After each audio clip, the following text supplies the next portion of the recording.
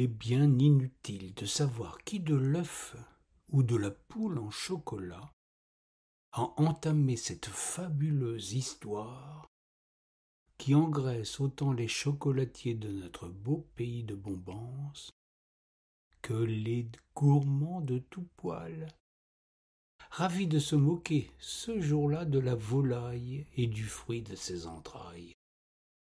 Il suffit de comprendre que nul coq n'a baigné dans l'aventure pour réaliser en fait que la chose a été créée de toutes pièces par une bande de cloches plus fêlées les unes que les autres et qui en avaient assez d'être condamnées au silence du vendredi au lundi. Tout débuta un dimanche des Rameaux. Il est prudent de respecter la chronologie officielle pour ne point être mis à l'index.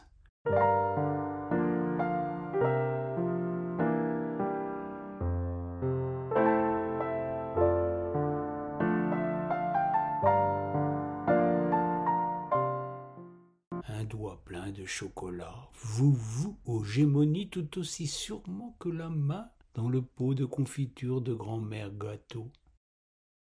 Il ne faut pas plaisanter avec la chose pâtissière. Mais revenons à nos moutons, qui en avaient assez d'être les seules victimes expiatoires en ces fêtes étranges, où l'on célèbre la vie par la mort de quelques milliers de pauvres caprins de substitution. La supercherie d'ailleurs n'avait fait que trop durer, puisque ce sont les agneaux qui remplacèrent au pied levé le bouc, trop occupé qu'il était à reconstituer les stocks pour les autres obédiences monothéistes. L'agneau, quoique de lait, aimait à se nourrir d'un bon chocolat éponyme. Pour incroyable que cela paraisse, il est attesté que dans certains élevages, la pratique était avérée. Les historiens se perdent en conjectures, mais ne remettent pas en cause la fable.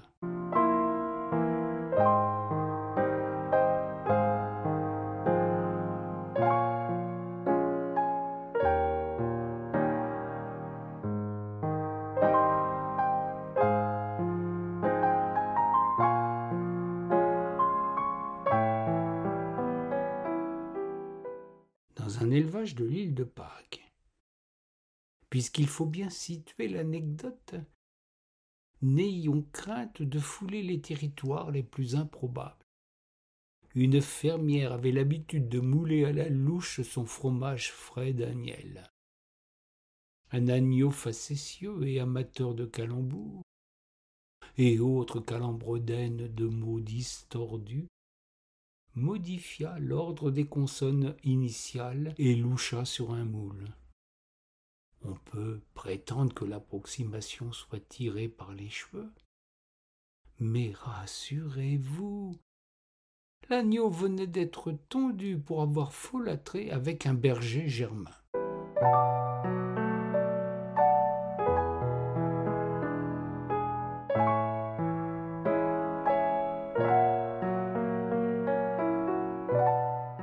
Le moule en question avait une forme oblongue, rappelant étrangement un petit ballon de rugby.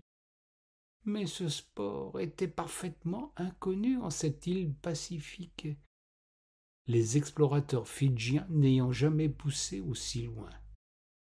On prétendit ainsi y voir la forme d'un œuf. Constatez que l'histoire tient à peu de choses.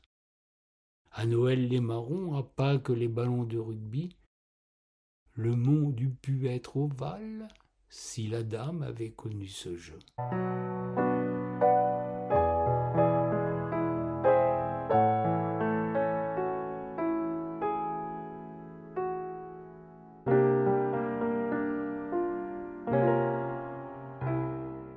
L'œuf ainsi moulé de bon lait d'agnelle et de chocolat à l'origine inconnue fit le tour du monde, et c'est naturellement au pied de curieuses perches dressées vers le ciel que furent déposés les petits œufs de chocolat, pour que des bambins à maillots rayés perpétuent la tradition de la troisième mi-temps.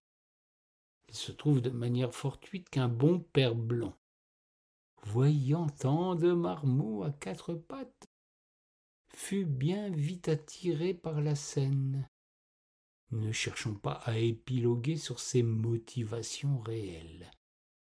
Il est plus conforme à la morale chrétienne d'espérer que ce saint homme aimait lui aussi le chocolat.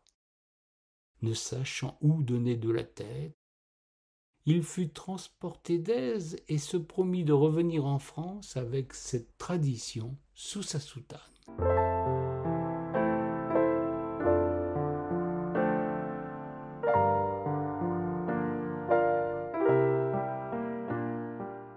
Ainsi est né l'œuf de Pâques. Et le Christ ressuscita, nous dit-on, pour profiter de cette belle gourmandise. Nous ne sommes pas un anachronisme près ni une fantaisie approximative. Il me plaît à croire que cette histoire est vraie, quoique de chocolat je ne mange jamais. Quant aux marrons de Noël, ils furent vite remplacés par des crottes. Vous comprendrez aisément pourquoi. Le filon était bon, il fallait pousser la bonne affaire plus loin.